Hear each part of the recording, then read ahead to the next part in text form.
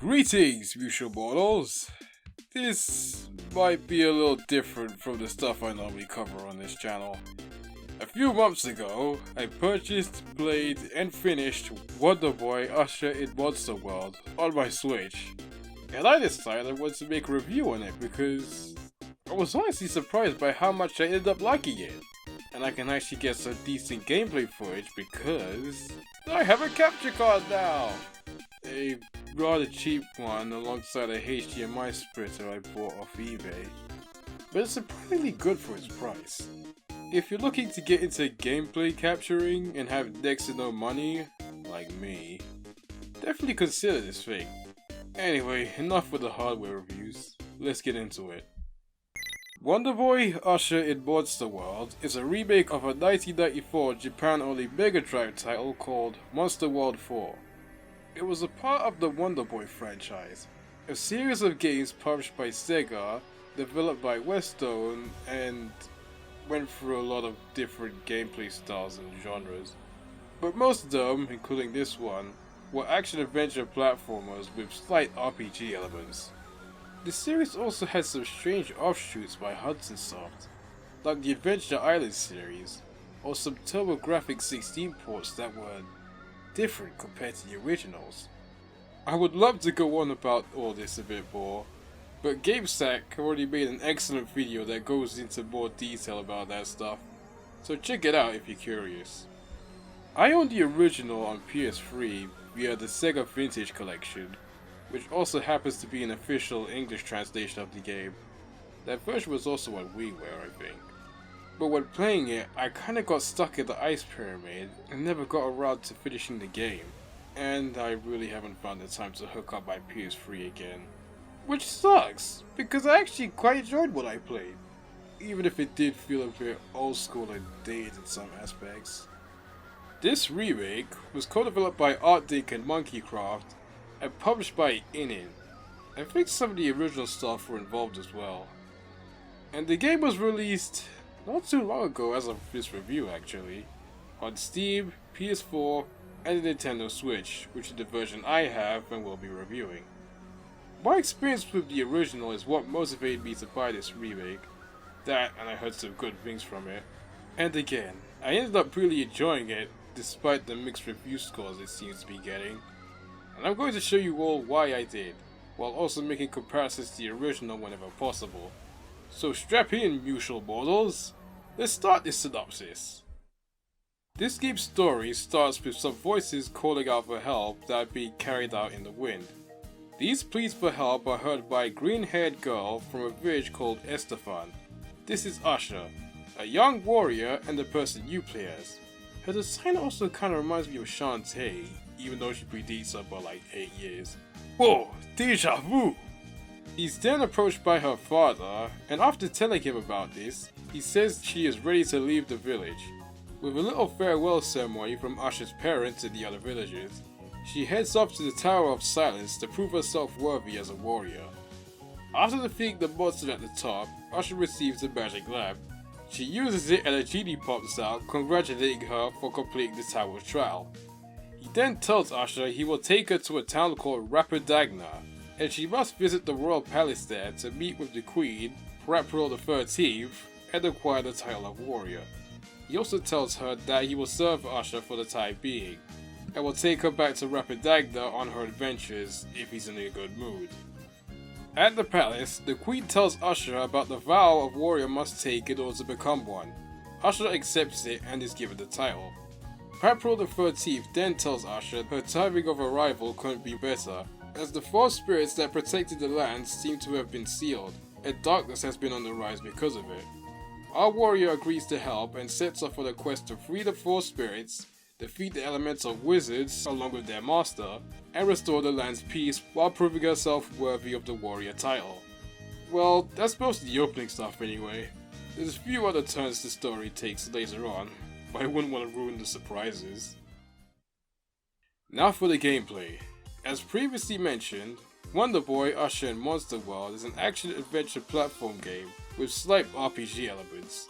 Movement is done with a D-pad or the left joystick. If you double tap left or right, you can run, Hold down or the L button to block with your shield. Jumping is done with B. With A or Y you can swing your sword. While holding up or down, you can do an upwards or downward stab while in midair. Pressing X allows you to interact with things such as doors and chests, which is handy because in the original you would have to press up to open chests, down or up to go through doors depending on whether you are inside or outside, and you would have to access your inventory in order to use a lot of key items. Now everything's been streamlined, and I greatly appreciate that. Sometimes you'll occasionally find these blue things called life drops. Collect 10 of them and you'll gain an extra heart. There's 200 of them to find in total, and I've heard you get something special for obtaining them all. I'm not sure what that is though. Oh yeah, Asha still does that butt shake thing when opening chests. In fact, there's multiple variations of it here. I feel like I should be getting turned on by this, but I'm not, funnily enough. Even if it does make opening a bunch of chests take longer than it needs to, I'm honestly glad they kept it. It was goofy and cute.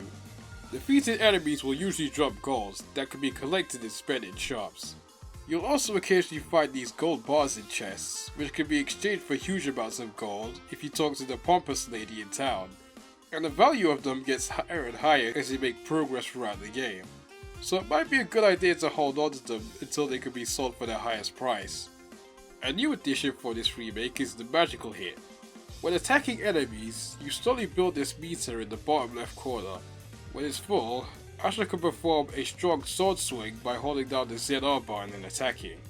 Oh yeah, and if this control scheme doesn't sound too great to you, you could change it in the settings if you really want.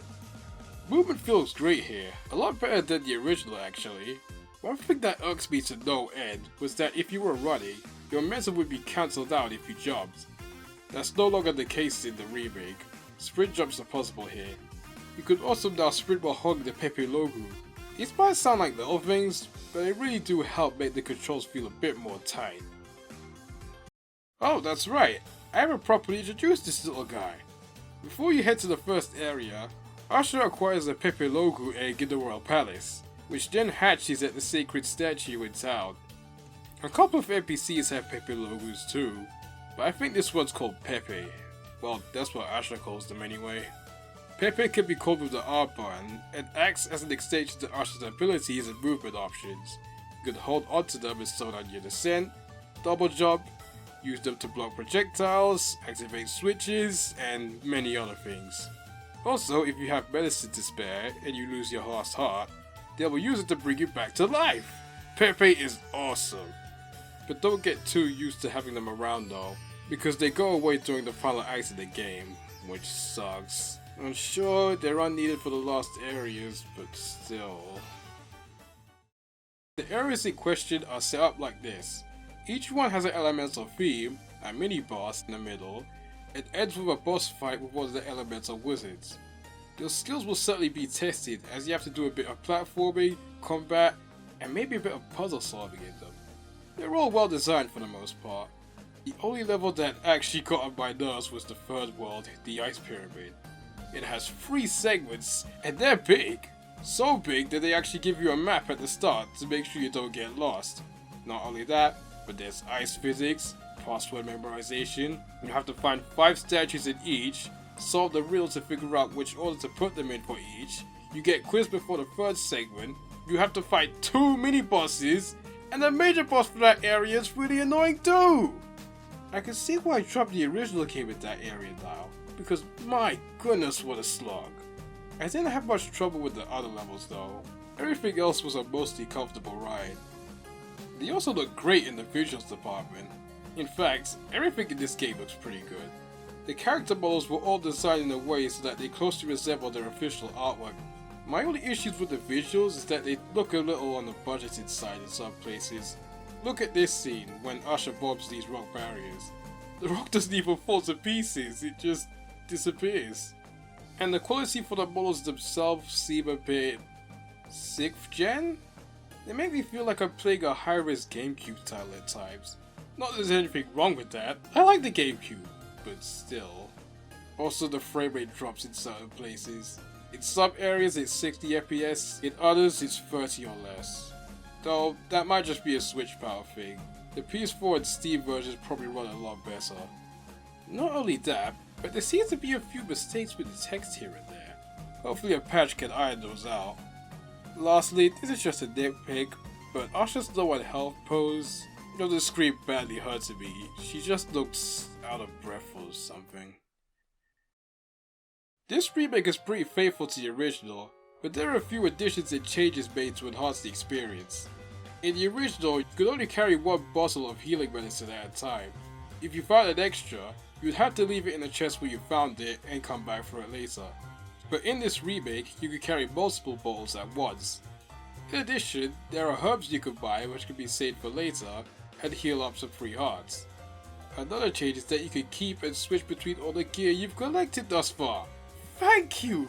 That was something I absolutely loathed from Monster World 4. If you bought a new piece of equipment of any kind, it would override whatever you had previously, which screwed me over on my first playthrough since I bought the lightning shield first, not knowing I needed it for the second area. And since you can only have one type of equipment at a time, you need to buy those things back if you wanted to use them again. And in a game where money was limited, this was a big problem. You could also now revisit some of the areas you previously cleared. You couldn't do that in the original, which was a problem if you missed something and were going for 100% completion. This also allows you to do a bit of gold grinding in case you're a little short on cash for something. Assisting completion this even further, there are now counters that show how many life drops you collected so far, and how many you've collected after you finish an area, which is very convenient. The bosses have all new attack strategies. Since this remake is in 3D, they now have movement and attacks that take advantage of the Z-axis, or Z-axis depending on where you live. Speaking of axis, there's some areas where you may have to go up and down instead of left or right like you normally do. There aren't too many areas where it has to be done to traverse, but it's worth mentioning. This is a small thing, but they removed the chest that contained the gold bar in the Pompous lady's house, which sort of gave the implication that Asha stole one of her gold bars just to send it back to the Pompous lady without her even knowing. Yeah, some true-hearted warrior you turned out to be. Also, this remake has some voice acting. It's all in Japanese, but I appreciate the effort nonetheless. 汝はいついかなる時も戦士の名に恥じない勇気ある行動を尊び、平和を愛するすべての人々のために命を懸けて戦うことを誓う者なり。To my surprise, they include an easy mode. I'm sure that'll please some gamers. But to be frank, even if it's your first time playing this game, I don't think you'll need to use it.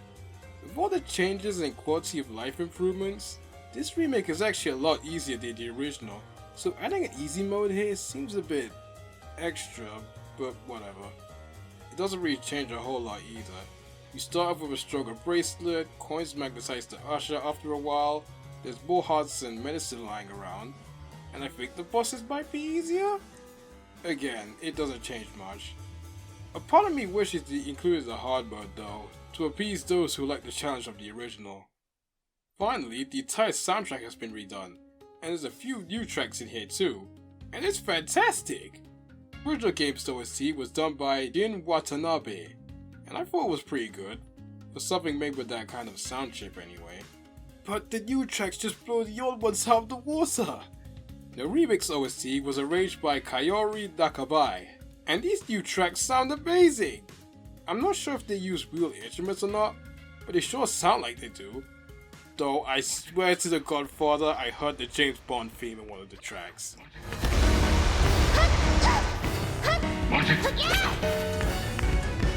In summary, Wonder Boy Asha In Monster World is a great remake of a Japan-only classic. It might have some issues here and there, and not stand out as well as some of the other modern Wonder Boy titles and remakes.